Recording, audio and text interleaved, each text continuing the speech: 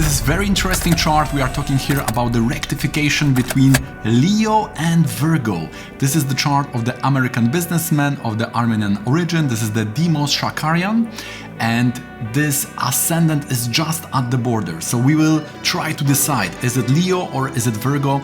And in this video I will show you first amateurish approach, and then we will go more about the correct way, and I will show you the 5 mistakes we can do when we go about the rectification of similar charts. If you are brand new here, my name is Rafał Gendash, and this channel is all about Vedic astrology in the tradition of Shri Achyutananda with the analytical, research and example-based approach. Okay, so let's roll the intro and go to the analysis.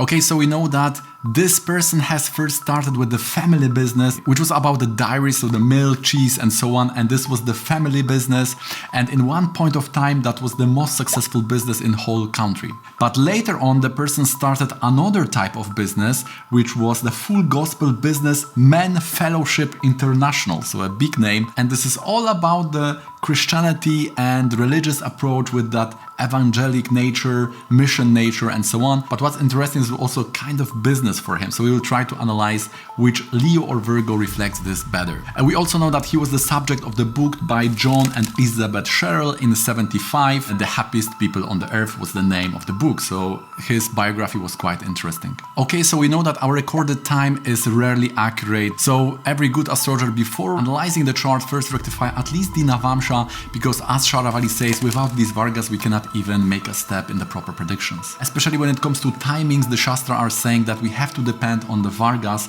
and if we don't have rectified them, then we may, for example, say, oh, this is a good time for being employed, but the planet instead of 6th is in fact in the 7th house, so in true it was a very good time for business, but the person didn't take time to rectify the chart properly. So there are many ways to rectify the chart. Some are static, some are dynamic. So what we want to do, we're taking the past events, we see which planet was active at the time, and then we try to make sense based on the chart of what was going on in the real life and how this is represented by this chart. We know that the chart, we have this 3 types of translation: symbolic, metaphysical, and then to this conventional knowledge. So someone say, okay, so now you can tune and modify the chart however you want. It's not true. We are not completely free here. We have to, because we have already the dynamics of the planet, so we have to move it in such a way that all the events and all the characteristics, the personality, what was going on, and also the family members, all have to click like the last puzzle. So for this chart we have Virgo or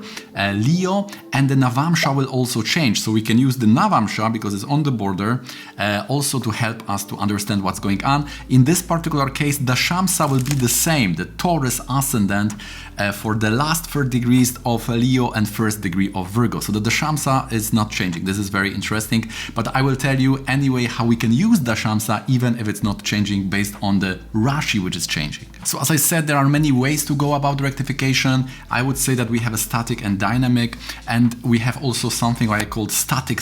This means that there are some points of the chart which are not changing even if we change the ascendant. For example, the position of the planets, which are called naisargika karaka. They will most likely stay in the same placed. Even if we change a few hours, few minutes here and there, the position of planets in the signs will be the same. Also, for example, the Panchanga. Panchanga is the quality of time based on the 5 elements. So our life is divided into the fire, water, earth, wind, and so on.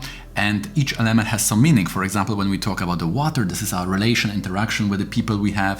And also some houses and signs are important based on this panchanga. For example, if we talk about the Varesha, about the day when we were born, that the Mula Trikona sign of that planet is very important. This is, we could say, the source of the fire.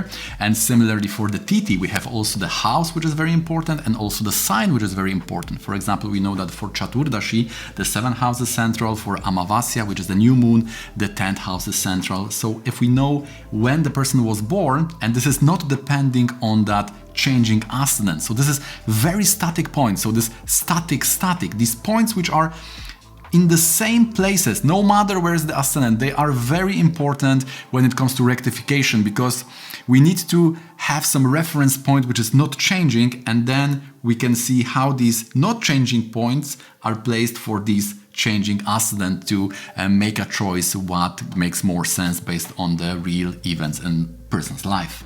And we know that the karaka is just signification of the planet, so this is the bridge. And there are 3 such levels. We have Naisargika, Chara and Stira. So for example, when we talk about the father, it is shown by the sun in the Naisargika scheme. It can be shown also by Venus in the Stira scheme, and it is shown by Pitru Karaka in the Chara Karaka scheme. So one meaning is father is shown in the 3 different points, because there is a different perspective of father in our life. So we have also this few different points to get better idea what's going on. And similarly, one planet, for example, sun, it may show first of all on the Naisargika level the father.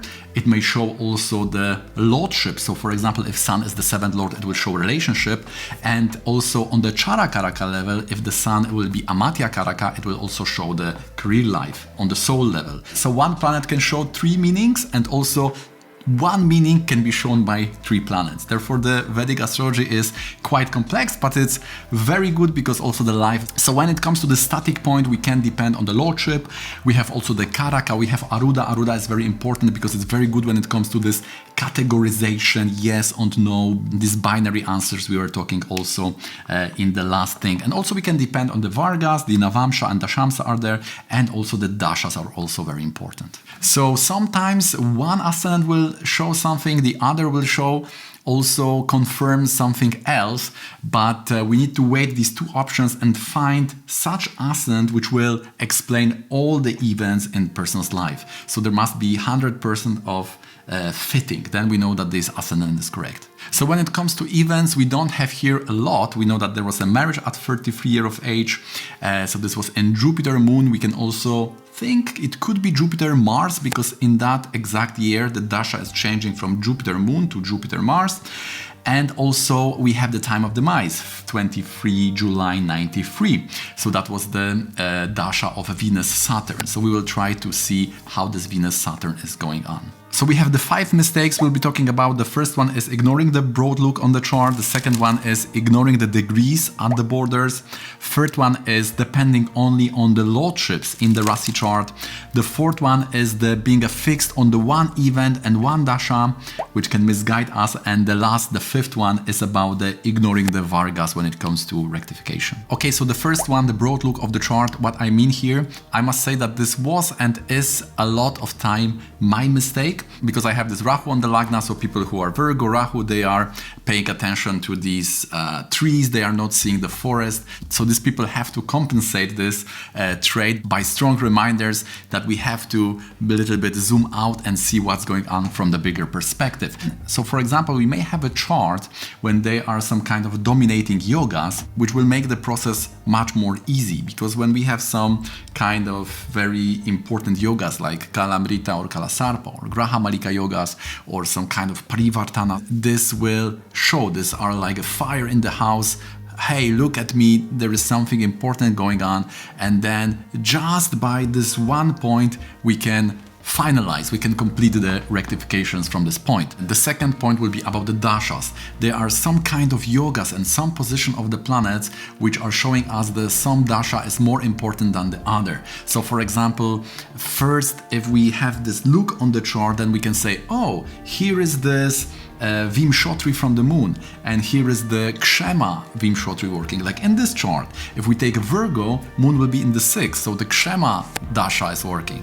If it's Leo, then moon is in the 7th, so moon Vimshotri is working. And just by that, maybe the marriage will be in different dashas, also when it comes to the order. So then, based on this, it can also help us to rectify the chart more easily. The third very important point is about the Panchanga. Sometimes we have such dangerous position of the planets like Gandanta, combustion, Rasi Sandhi. We have some also relationship between the Panchanga elements. Like for example, we may have being born at the watery Tithi and also watery day. So there is some clash between the elements. So by analyzing those planets, if they are in some houses, we also can have some very important, essential additional information which will help us to rectify the chart more easily. So this broad view, don't forget to first see what's going on and not just dwell into the impulsive being pulled by the something which is very exciting and losing that broad perspective. Okay guys, so if you like this video so far, please click the thumbs up. Without no extra effort, you are helping me to make this video more visible for others on this platform. Share this with your friends. Click the subscribe button with the bell notification on if you'd like to get notification about some more videos in the future. We will do a lot of examples of the clients and also of the public charts like this, so you want to be notified when these videos are coming up. And now let's go back to this analysis. So the second point is about the degrees. So what the amateur will do is he will just see, oh, here is some change, here is some change. But for the pros, what is important is that we have to know on which degrees the vargas are changing. So there is a nice table we need to do. For example, we know that, oh, the navamsha is changing 2640 and the dashamsa is changing 27. So they are almost at the same. And similarly, on the new ascendant, the first navamsha is 320 and the dashamsa is 3 degrees. So the chart of relationship and the chart of career, they are almost the same. So if we change one, there is like 95% that the other one will also fall in this part. So this is not happening, for example, in the middle of the house or sign, when the navamsha and the shamsa, they are overlapping, not fully, but half on half. So if we rectify the navamsha, then we still have 2 options for the shamsa with a bigger percentage that this will be different, right? So if we know the borders, for example, also here the 27-30 degrees, we know that the dashamsa will change. So we can also know, oh, if I'm, for example, someone is born on 15 degrees, so then maybe we can start with the hora, or we can start with or someone is born with the 4 degrees, then we can start with the siddhamsa, because the siddhamsa will change around that time. So if we know the borders of the vargas, we can also pick up the starting vargas more easily. And then if we start from the bigger one, then we have more strategic and more methodical approach to this rectification process. So the third point is only depending on the Rasi position and lordships. So in this example, someone who is starting with the astrology may just say, oh, this is the 10th lord is just loaded by Gemini. He was in the publishing business. So this is writing, publishing, Mercury, Moon, super. He has Ketu on the lagna. Oh, Ketu is a spiritual person, and he will just choose Virgo based on such position. He will say, oh, Moon is in the 6th. He was having some mission, right? Everything is falling there nicely. We have some 2nd lord in that Taurus, so some money from that cowherd thing. So we will see how this will give us the wrong result. And then we can be too much fixed on the dashas. For example, we may take the variation. Oh, person demise was Jupiter, Mercury. Capricorn and Navamsha is correct because Jupiter will be 12th lord. That's it. I'm not looking at other dashas. I'm not looking at the other events. For example, the person was married also in the moon antardasha. How it's possible that moon in 6th is giving us marriage? And also the point of demise was Venus Saturn. So for Capricorn Navamsha, that would be in the 7th house. So that is not making a sense here. It has nothing to do with 8 or 12 or any such sensitive point health-wise or demise-wise. And also the ignoring the vargas for rectification. As I said, they may be very helpful. So what the person starting with astrology will do, he will depend mostly on the Rasi chart, because the meaning of the vargas is not given in the Shastra. It can only be given by tradition. Even what we are given by tradition, it has to be digested by proper practice of the chart analysis. So if we don't have this practice, this traditional knowledge, it is hard also to use the knowledge of the navamsha, dashamsa to assist us in the rectification of the chart. Also, when it comes to yogas, we know that these are the relationship between the planets that are causing all kinds of manifestation. So yoga is basically created by the conjunction, by aspect, or by parivartana. For example, we know this Mercury-Venus yoga is for creativity. We have yogas like, for example, 9th Lord and 10th Lord, which is this Dharma Karmadipati yoga, which is giving us international type of career life, work, and so on. So also in the beginning stage of astrology, we are not knowing many yogas, so they also are not assisting us in rectification. However, if we have this knowledge of yogas, we can also use them. I will also show you how we can use that yogas in that specific case. Okay, so as we said, we are looking on the broad view. So the first point, we are going this correct way now. So first we are taking, okay, moon is in the 7th for Leo. Let's check Leo. And that will be showing us that the moon Vimshotri will be correct dasha for us. The second, we are seeing the degrees. Okay, so it will be around 27, 30-ish, and 0 and 3 degrees. So the Navamsha and Dashamsa will be overlapping mostly. This is also some kind of additional information which is helpful. The third point, we are not only depending on the Rasi lordship, and we know that the arudha is very important. The arudha is calculated based on the lagna lord, and this is showing our position in the society. This is very helpful to decide, are you into art, are you into medicine, are you into food, are you maybe a technical worker, are you writer, are you into management, and things like that. So we are just seeing with which planet arudha lagna is associated. So in this case, we see that arudha lagna for Leo will fall in Gemini. 12 from Gemini will be that Venus, Saturn, Mars yoga. So based on that, this means that one is leaving that, because that is in 12 from the arudha lagna, and one is going rather into that Mercury Sun, which will be in the 2nd from the arudha lagna in the 12th house. So this is also showing that this person will be into Mercury Moon, very much about the newspapers, and with the Sun about the spirituality. We have connection with the arudha to the Sun, which shows that the person is working in that spiritual sector. And what is very important for the Virgo lagna, this will be arudha in Taurus, and Mercury will be in the 3rd house. So when Mercury is in the 3rd or 6th, then this is usually showing the more spiritual approach, that Rajas is rejected. So these may be career life which are not very expanding. Of course, there are some exceptions to this. So based on that, we see that the Leo here is based on the arudha is having more sense. Now we were talking about the yogas, and this is also very important, because if we take the Leo lagna, then look at that yoga in the 10th house now. That's Venus, Saturn, and Mars. We see that they are 3 Kendra lords. We have the Venus 10th lord, Saturn 7th lord, and Mars, which is 4th lord.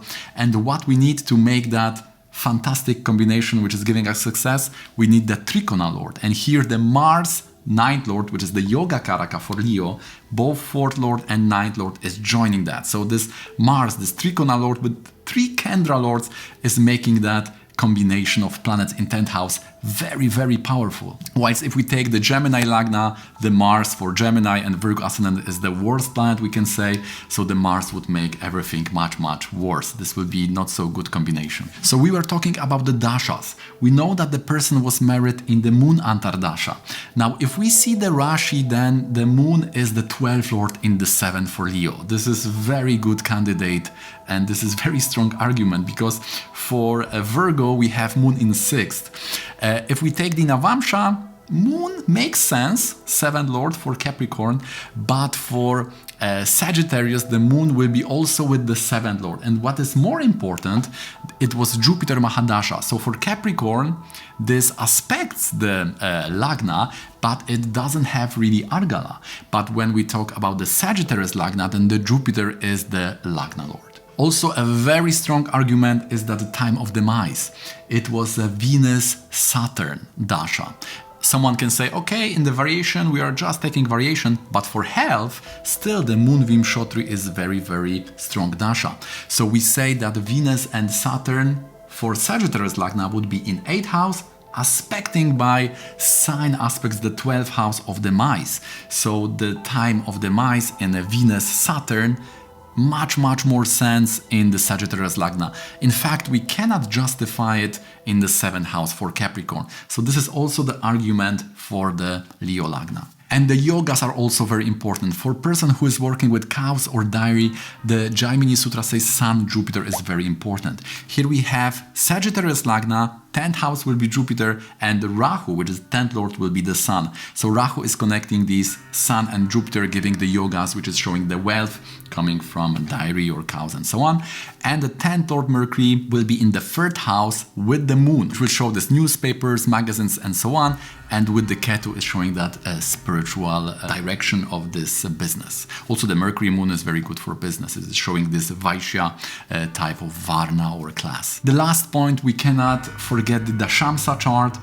As I said, it is not changing, but the Rasi chart will change, so the 10th lord will change. And now for a Leo, this will be 2 10th lords because the Taurus is loaded by Moon and Venus.